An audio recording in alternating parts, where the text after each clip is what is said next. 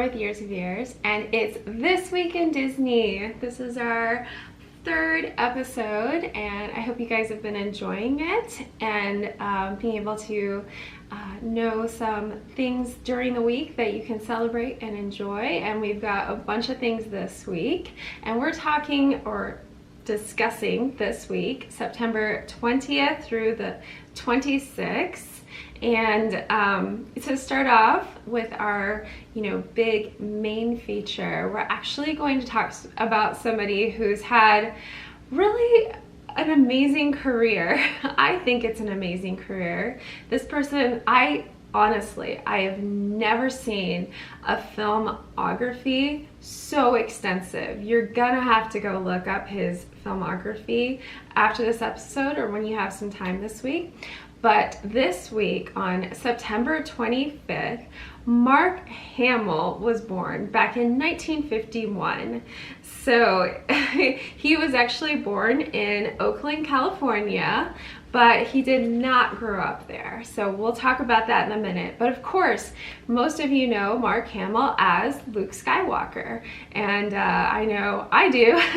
When we were all, well, at least Brad and I were kids, of course, we loved the first Star Wars films, got to see them in the theater, and the iconic role of Luke Skywalker and Mark Hamill were, always in our minds. And I think after that, most people really don't realize the incredible career. Star Wars, we know that, and we know the films he was in originally, and then of course the films recently he's been in and did a fantastic job. And so the Star Wars isn't what I was really going to focus on, what I wanted to talk about. And of course he's won like 3 Saturn Awards for his role, which are well deserved, absolutely. But let's go into his career, and let's start off with his life, his early life. Like I said, Oakland, California, he was born. His dad, though, was a U.S. Navy captain. So that means he moved a lot. In fact, he moved 9 times when he was growing up and going to, different schools. And I can so relate. I cannot believe how much I relate to Mark Hamill. I had no idea that I did, but I moved a lot as a kid too, because of my parents' work and different situations. I moved quite often. So it's a strange education you get when you change schools that much. So not a lot of people necessarily have that experience, but I can relate to Mark Hamill as far as changing schools. And he actually did end up graduating in Japan from high school. I graduated in Korea from high school, so I can really relate to him on those levels. But he ended up back in California after high school, and he went to Los Angeles City College majoring in drama. So he already knew. He knew that he wanted a career in, acting, and he had talents there. So he was one of 7, so lots of kids going around. He had 2 brothers and then 4 sisters. So that was a big, busy family. How fun. So anyway, he really, like I said, he went and did school for drama. And then, of course, his early career started off, maybe you guys don't know, one of the big things he was on was General Hospital. I know my grandmother loved General Hospital, so she would know and remember probably that Mark Hamill was on there. But he also was on like the Texas Wheelers, 8 is Enough. He was actually in 8 is Enough right around the time that he got cast as Luke Skywalker. But before that, he was on the Bill Cosby Show. So also the Partridge Family as well. But Star Wars. So it's really interesting. I'm not 100% sure on the story behind how his good friend Robert Englund, got him to audition for the role. There's 2 different ones I've heard that Robert Englund actually you know, tried to get the role of Han Solo, but he didn't get it. But then knowing about the film and seeing everything was like, Mark Hamill's perfect for Luke Skywalker. So, you know, he was going in and telling his friend. But the other one is that he would, Robert Englund was auditioning for Apocalypse Now. And then the auditions for Star Wars were across the way. He was watching them and again asked, either way, he asked his friend Mark Hamill to go and audition, and got him to audition for Luke Skywalker, and thought he'd be the perfect fit, and he was totally right. And if you don't know who Robert Englund is, maybe you haven't seen all of his films, but he's Freddy from Nightmare on Elm Street. So, and of course, many other, you know, he has a great acting career too, but they're good friends, and that's how Luke got involved with the film, or Mark Hamill, sorry. So after the success of the Star Wars films, like I said, we're not gonna spend a lot of time on that because that's so well known. You know, he was very, very much typecast as Luke Skywalker. It really made it hard for him. He had a lot of talent though and ability, and he kept persevering. People just wouldn't hire him for big roles, and you know, they just saw him as Luke Skywalker. He was in Tiger Beat magazine. I don't know if it was his age or how he played Luke. I mean, he did such a fantastic job that he was Luke. I don't know. We can't speculate. I don't know if it's because he kissed his sister. Who knows why he couldn't get those roles. Obviously in the Star Wars film. Spoiler if you haven't seen Star Wars. But anyway, you know, he moved on and he kept auditioning. He was in Corvette Summer, the big red one, but then he was on like the Muppet Show as Luke Skywalker, and continued to do other specials and things like that. He moved on to Broadway, and he was in The Elephant Man. He was actually in Amadeus. Tim Curry was supposed to be in the role and wasn't able to do it, so Mark Hamill ended up doing that role for Amadeus. Very interesting. And so he was also in Drama Desk Award and Room Service and The Nerd. So doing a lot of Broadway.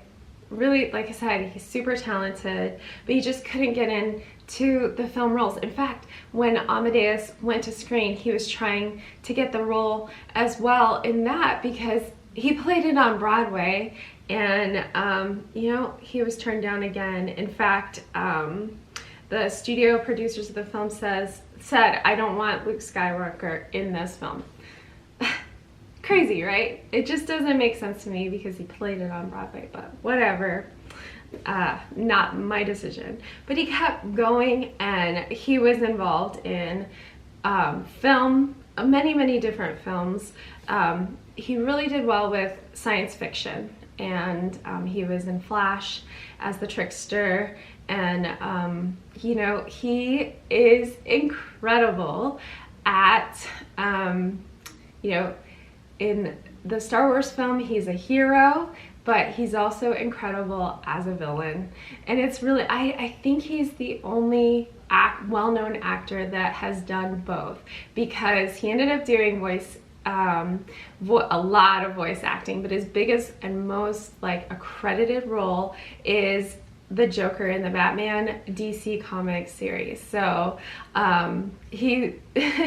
so many people love his role. In fact, recently Miles was watching this, had me watch it again, because I know I watched it when our older son was younger as well, but really he was like, you need to listen to the Joker in this. It's Mark Hamill. And this was in 1993 that he came on as the Joker. And interestingly enough, Tim Curry was supposed to be the voice of the Joker, but he was sick, and so Mark Hamill got the role.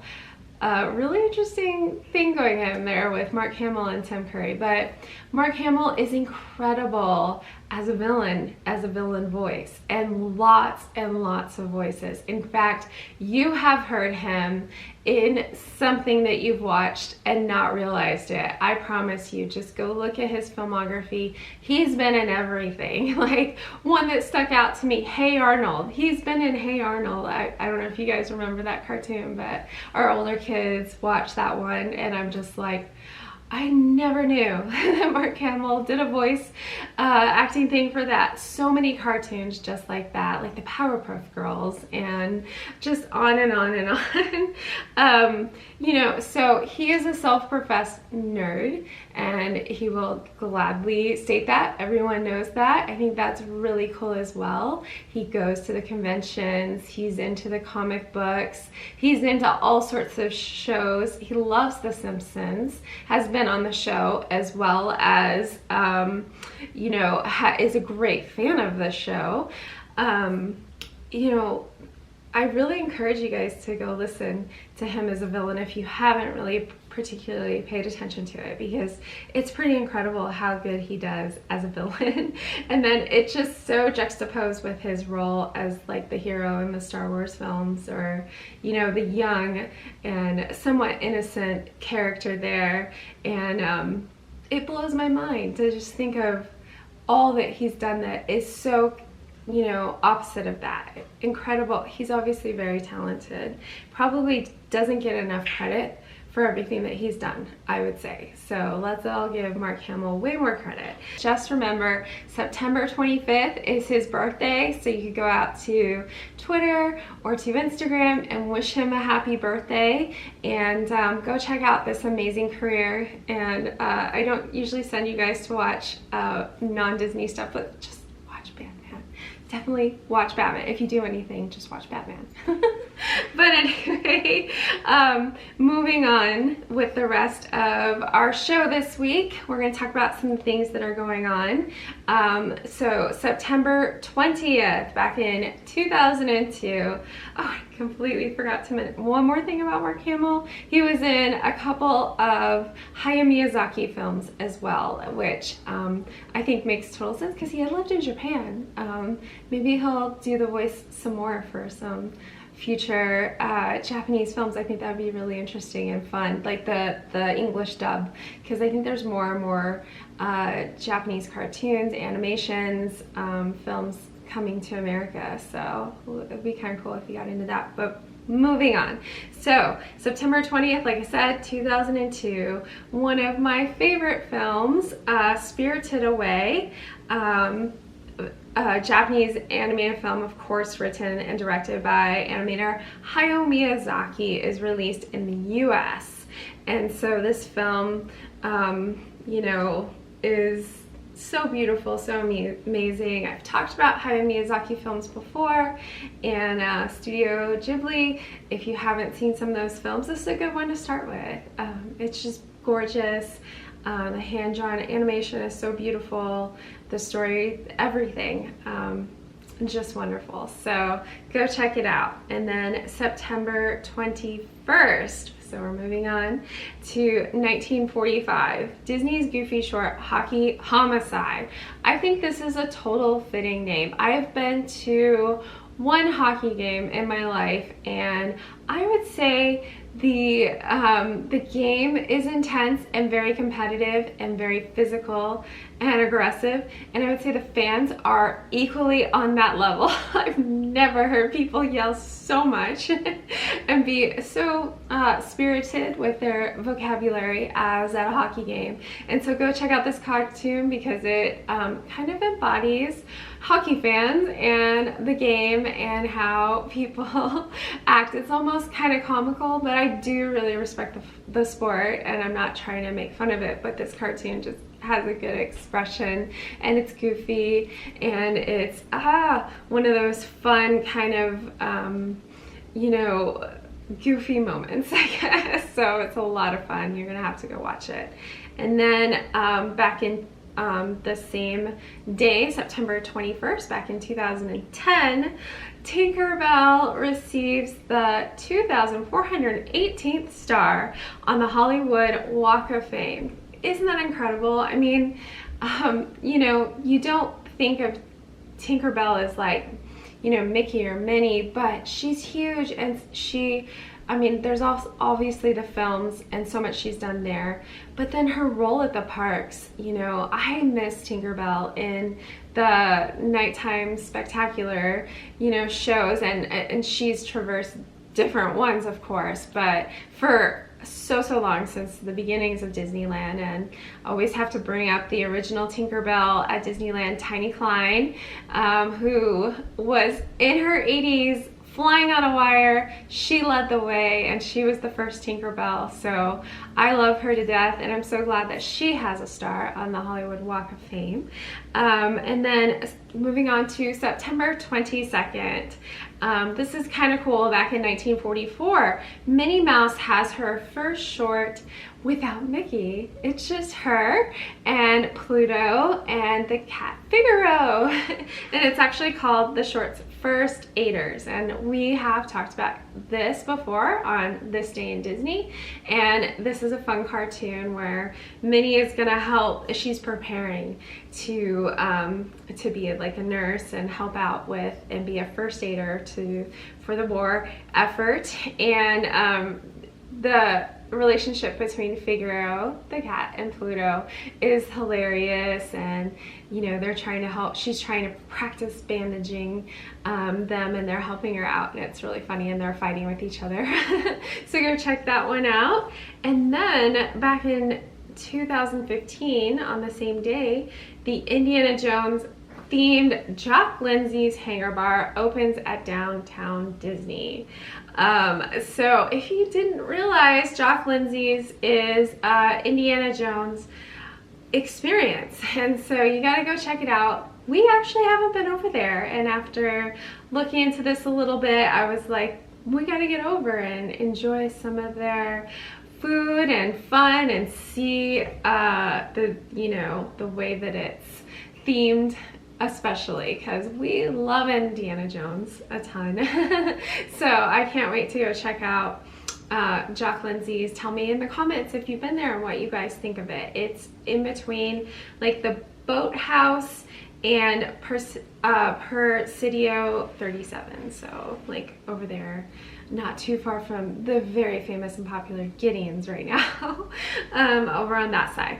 And then moving on to September 24th, back in 1936, another birthday to celebrate on this day, or on the 24th, is Jim Henson's birthday, the creator of the Muppets. Like I said, he was born in 1936, and the voice of Kermit the Frog, and you know, we all love Jim Henson, and yep, we always got to celebrate his birthday. And then on September 24th, back in 1993, the ABTV series Boy Meets World. How many of you guys are Boy Meets World fans?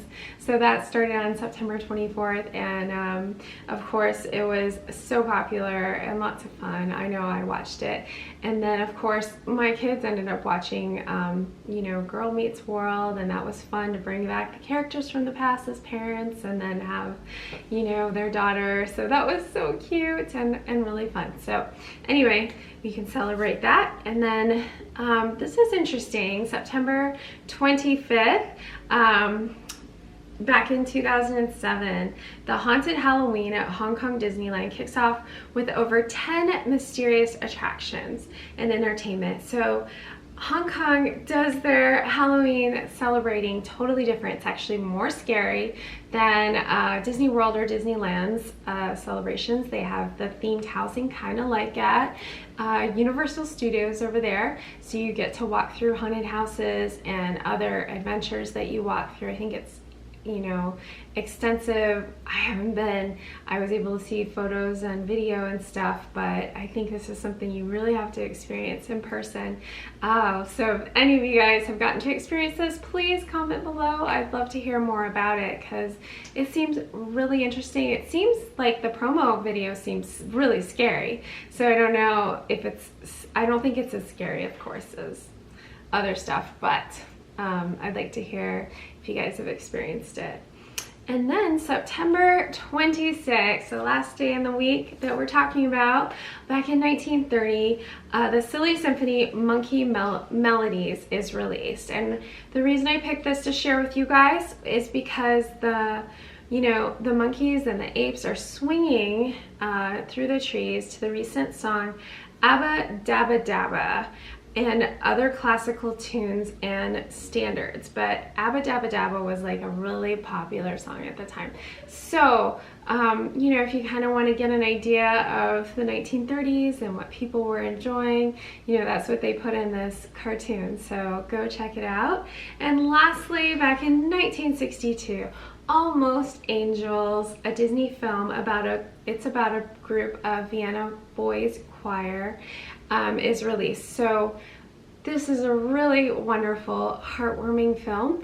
I would highly suggest it. It is on Disney Plus. It's a good Saturday or Sunday afternoon, or if you have, one of those days where you just want to take a break and watch a movie and relax. This is kind of one of those nice ones to watch if you haven't seen it yet. So go check out Almost Angels. Maybe you can watch it on September 26th if you would like. But that is it for this week in Disney. I love hearing from you guys. Thank you for your comments. And you got some 2 birthdays this week to think about and celebrate with Mark Hamill and Jim Henson. And yeah, go and have a great week, and I will see you next time. Bye.